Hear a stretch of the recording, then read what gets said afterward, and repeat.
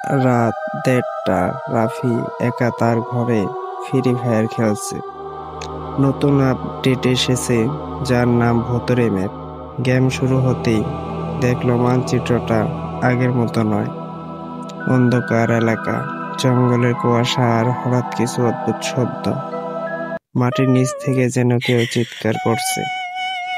রাফি লক্ষ্য করল গেমের ম্যানটা নিজে নিজেই চলে যাচ্ছে।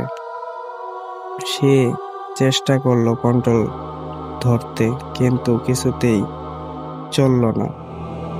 হঠাৎ স্ক্রিনে লেখা দেখলো, তুমি আসলে খেলা শুরু করছো না, তুমি আমাদের দুনিয়ায় এসেছো। রাফির কম্পিউটার হঠাৎ জ্বলে উঠল। চারপাশে অন্ধকার আর আগুনের মতো লাল আলো।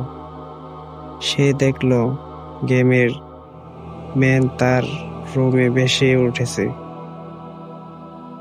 একটা ঝাঁঝালো আগুনের হাত তার দিকে এগোচ্ছে।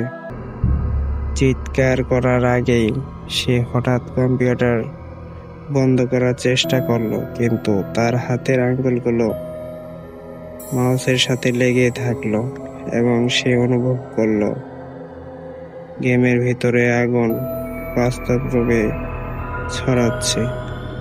পরের দিন সকালেই তার বন্ধুরা রাফির রুমে ঢুকলো। কম্পিউটার বন্ধ, ঘর আগুনে পুড়েছে, আর রাফির কেউই খুঁজে পাচ্ছে না। শুধু একটি স্ক্রিনে লেখা ছিল, ফ্রি ফায়ার, এবার তুমি আমাদের সঙ্গে খেলছো।